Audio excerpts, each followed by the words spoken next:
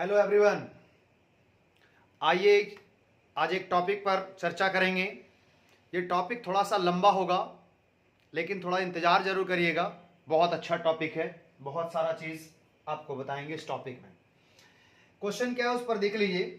Question है कि भारत में ब्रिटिश की कौन सी नीति लागू करी गई थी जिसके विरोध में भारत में एक सभा कराया गया था अमृतसर में। लोगों को एकत्र होने के लिए विवश कर दिया था अमृतसर में। कौन सी वो ब्रिटिश कानून थी जिसके तहत लोग विवश हो गए थे इकट्ठा होने के लिए? इसी पर चर्चा करने वाले हैं। जी हाँ दोस्तों, बहुत अच्छा टॉपिक है। थोड़ा सा वीडियो लंबा होगा, जरूर वेट करिएगा। आपको इसमें बहुत सारी छोटी छोटी टॉपिक की जानकारी देंगे। क्या कहता है उस पर देखिए। एक भारत में कानून आया था जिसका नाम है रॉलेट एक्ट, जिसे 18 मार्च 1919 ईस्वी को लागू करी गई थी। ध्यान रखिएगा, रॉलेट एक्ट। कंफ्यूजन होता है, एक और एक्ट इंडिया में है जिसको बोलते हैं रेगुलेटिंग एक्ट। रेगुलेटिंग एक्ट, तो ये रेगुलेटिंग एक्ट अलग है, रॉलेट एक्ट अलग है। रॉलेट एक्ट 18 मार्च 1919 ईस्वी को लागू करी गई थी, जिसके एवज में अगर रेगुलेटिंग एक्ट की बात करें तो ये जो रेगुलेटिंग एक्ट है 1773 ईस्वी में भारत में आया था। तो ये अलग चीज है, वो अलग चीज है। तो हम बात कर रहे हैं अभी किसका, उस पर ध्यान दीजिएगा। हम बात कर रहे हैं पूरी तरह से किसके बारे में, तो वह है रॉलेट एक्ट। रॉलेट एक्ट क्या कहता है कि रॉलेट एक्ट जब कानून आया तो इस कानून में एक जबरदस्त, मतलब कहते हैं भारत के विरोध में एक बहुत बड़ा कानून लाया गया था। क्या था? इस कानून में कहा गया कि शक के आधार पर गिरफ्तारी। ठीक है, शक के आधार पर गिरफ्तारी का व्यवस्था किया गया था रॉलेट एक्ट के द्वारा, रॉलेट एक्ट में। और इस रॉलेट एक्ट में एक और व्यवस्था थी कि इसमें बंदी प्रत्यक्षीकरण को क्या किया गया? समाप्त कर दिया गया था। बंदी प्रत्यक्षीकरण समाप्त कर दिया गया था, जिसे हम लोग इंग्लिश में हैबियस कॉर्पस बोलते हैं। ये समाप्त हो गई थी।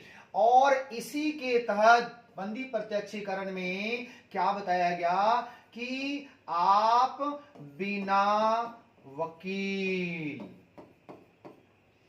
बिना दलील और बिना वकील, आप ना तो अपने आप को बचाने के लिए कोई वकील ले सकते हैं, ना ही कोर्ट में कोई दलील दे सकते हैं, बहस कर सकते हैं, और ना ही कोर्ट में कोई अपील कर सकते हैं। ठीक है, यानी कि 2 बार वकील लिखा गया, यहां अपील की बात होगी। क्या बोला गया? आप ना तो कोर्ट में वकील ले सकते हैं, ना दलील ले सकते हैं, ना ही अपील कर सकते हैं। किसी भी प्रकार का आपको राइट्स नहीं मिलेगा। इसी को समाप्त करना कहलाता है बंदी प्रत्यक्षीकरण की समाप्ति। इस कानून में जब शक के आधार पर गिरफ्तारी का व्यवस्था था, किसी भी व्यक्ति को गिरफ्तार कर लेने के बाद उसे वकील लेने का व्यवस्था नहीं था। कोई व्यक्ति अपनी दलील नहीं दे सकता है, कोई व्यक्ति वकील नहीं रख सकता है, कोई अपील नहीं कर सकता है। तो इसके द्वारा भारत में अमृतसर नामक जगह पर, ध्यान रखिएगा, पंजाब के कहां पर? अमृतसर में। अमृतसर में, इस पंजाब के अमृतसर में एक नहीं बल्कि 2 नेताओं की गिरफ्तारी हो जाती है। और कौन कौन है? तो डॉक्टर सत्यपाल और प्लस में सैफुद्दीन किचलू।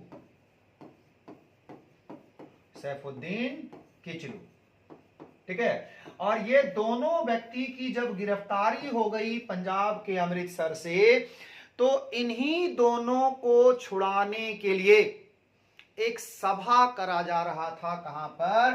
तो पंजाब के अमृतसर में, जहां पर अंग्रेजों के द्वारा एक बहुत बड़ी घटना को अंजाम दिया जाएगा। और आप जानते हैं वो अच्छी तरह से।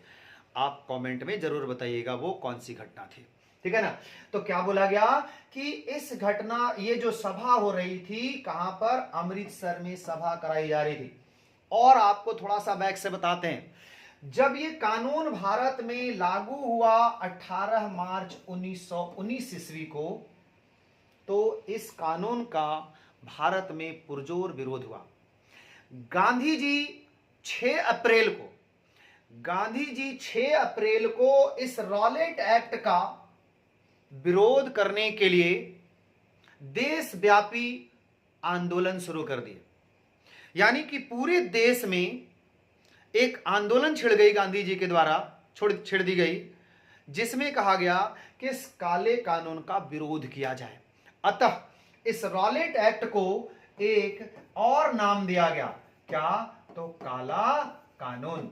तब सवाल उठेगा कि इस रॉलेट एक्ट को काला कानून का संज्ञा किसने दिया, तो रॉलेट एक्ट को काला कानून का संज्ञा गांधी जी ने दिया है। और इस प्रकार से रॉलेट एक्ट का गांधी जी विरोध करते हैं, जिसके बाद 9 अप्रैल को गांधी जी भी गिरफ्तार हो जाते हैं। ध्यान रखिएगा, 9 अप्रैल को गांधी जी भी गिरफ्तार हो जाते हैं। तो इनकी भी गिरफ्तारी हो जाती है। एक तरफ अमृतसर से डॉक्टर सत्यपाल और सैफुद्दीन किचलू की गिरफ्तारी, दूसरी तरफ गांधी जी भी गिरफ्तार।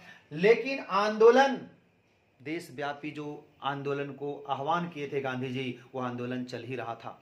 और पूरे देश में इस कानून का विरोध को लेकर एक सभा करा जा रहा था। कहां पर, जालियांवाला बाग में, जहां पर अंग्रेज अंधाधुंध गोलियां चलाता है और फिर कई निर्दोषों की जान चली जाती है। एक बहुत बड़ा, कहते हैं, नरसंहार भारत में होता है अंग्रेजों के द्वारा, ठीक है। तो और क्या बताते हैं आपको, और भी इंपॉर्टेंट क्वेश्चन इसमें बता देते हैं, इसको ध्यान रखिएगा। इसमें शक के आधार पर गिरफ्तारी का व्यवस्था था, बंदी प्रत्यक्षीकरण को रद्द कर दी गई थी, ये बिना दलील, बिना अपील, बिना वकील वाला कानून था, एकदम याद रखिएगा। इसे काला कानून का संज्ञा दिया गया।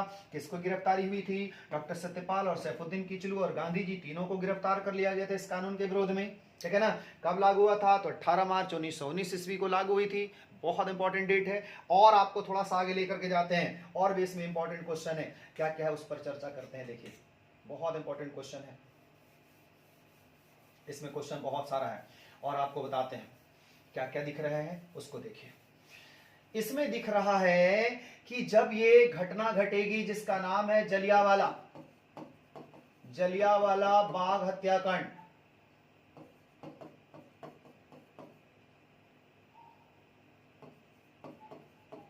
हत्याकांड, तो ये सवाल पूछा जाएगा, जालियांवाला बाग हत्याकांड कब हुआ, तो ध्यान रखिएगा 13 अप्रैल को। 13 अप्रैल 1919 ईस्वी को जालियांवाला बाग हत्याकांड हुआ। और ये जो जालियांवाला बाग हत्याकांड हुआ, इसके बाद भारत में जो लोग मारे गए, वो लोग बहुत उनके परिवार वाले लोग नाराज हो गए। नाराज होने के बाद अंग्रेज लोग बहुत चापलूसी करेगा भारत में। और इस घटना को अंजाम देने वाला कौन कौन है, यानी कि इसमें बोलेगा आदेश देने वाला कौन था, गोली चलाने का आदेश किसने दिया था, और गोली किसने चलाया था, ये सब पूछेगा। गोली किसने चलाया था और आदेश किसने दिया था, तो ध्यान रखिएगा, माइकल ओ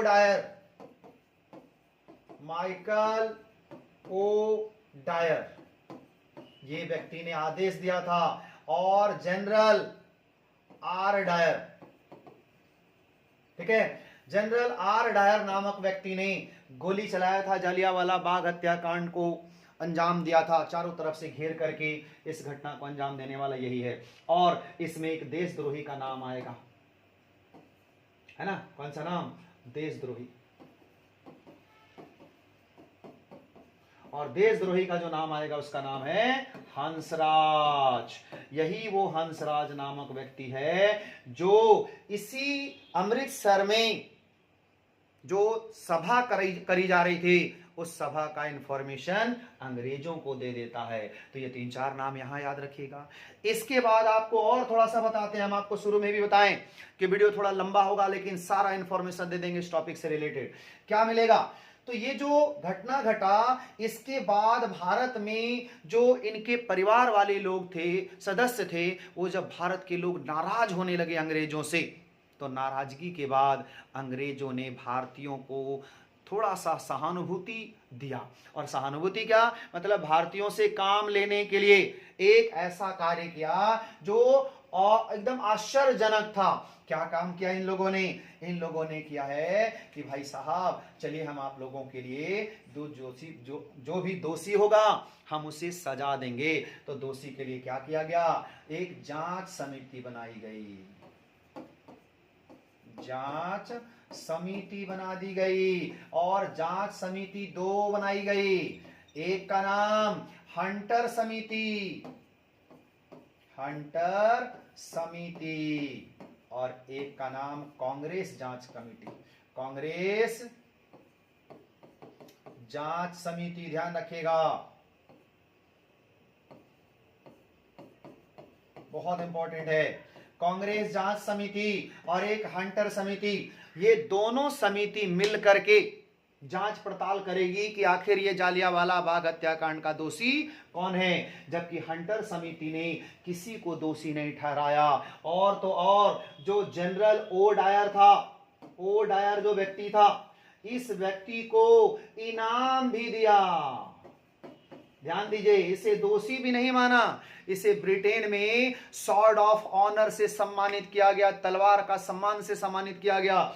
2600 रुपया नहीं, उस वक्त पौंड चलता था, तो 2600 पौंड राशि इनाम के तौर पर दिया गया। सोचिए ब्रिटिश लोगों ने क्या किया हंटर कमेटी के तहत, ठीक है। तब जाकर के कांग्रेस जांच समिति गठन की गई, जिसका अध्यक्ष बनाया गया मदन मोहन मालवीय जी को। मदन मोहन मालवीय जी की अध्यक्षता में जब कांग्रेस जांच कमेटी बनी, तो इसी कमेटी ने सारे दोषियों का नाम उजागर किया। General O Dyer, general R Dyer, Hansraj, ऐसे ऐसे लोगों को नाम बताया, और वो सब दोषी पाए गए इस जालियांवाला बाग हत्याकांड में।